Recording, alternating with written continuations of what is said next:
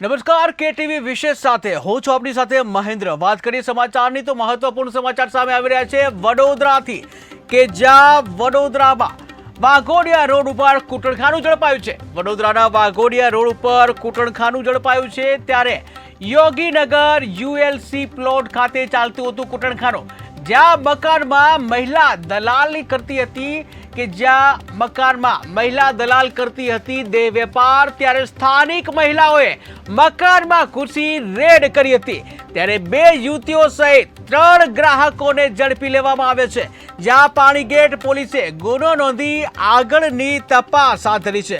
તો મહત્વપૂર્ણ સમાચાર આવી રહ્યા છે સંસ્કારી નગરી વડોદરા કે જ્યાં સંસ્કારી નગરી વડોદરામાં કૂટણખાનું ઝડપાયું છે કે જ્યાં કૂટણખાનું યોગીનગર યુએલસી પ્લોટ ખાતે ચાલતું હતું ત્યારે કૂટણખાનું મકાનમાં ચાલતું, જ્યાં મકાનમાં મહિલા દલાલ જે છે તે વેપાર કરતી હતી, જ્યાં સ્થાનિક મહિલાઓએ મકાનમાં ઘૂસી રેડ પાડી 2 યુવતીઓ સહિત 3 ગ્રાહકોને ઝડપી લેવામાં આવે છે।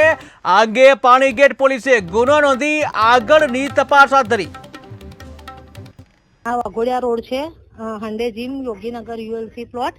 તો અહીંયા આગળ અમારે 3-4 મહિનાથી ભાડેથી રેન્ટ પર બાજુમાં પાછળ મકાનમાં રહેવા આવ્યા છે।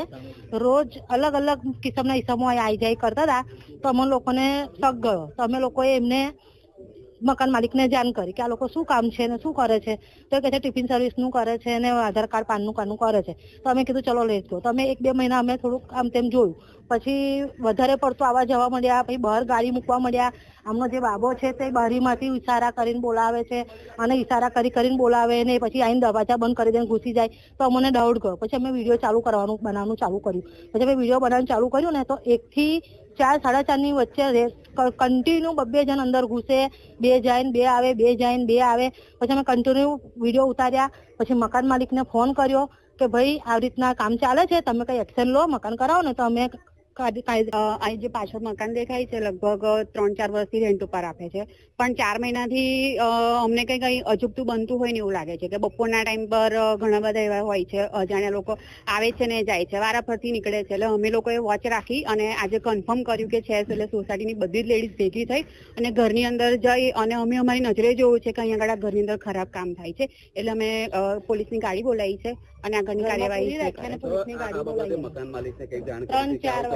મકાન માલિકને અમે જાણ કરી હતી, પહેલા સ્ટાર્ટિંગમાં અમે નોટિસ કર્યું ત્યારે કીધું કે તમારા ઘરની અંદર આવું કંઈક અચૂકતું બને છે, પણ એમણે કંઈ એક્શન લીધી નહીં। ત્યાર પછી અમે સોસાયટીના જે ભાઈઓ છે એમને વાત કરી હતી, એટલે એમણે મકાન માલિકને વાત કરી તો કે છે કે ના, એ લોકો તો ટિફિન સર્વિસનું કરે છે, એમનો છોકરો છો એ ઝોમેટોની અંદર નોકરી કરે છે, એટલે એમના ઘરે બધા માણસો આવે છે ને જાય છે, એવું કંઈ છે નહીં।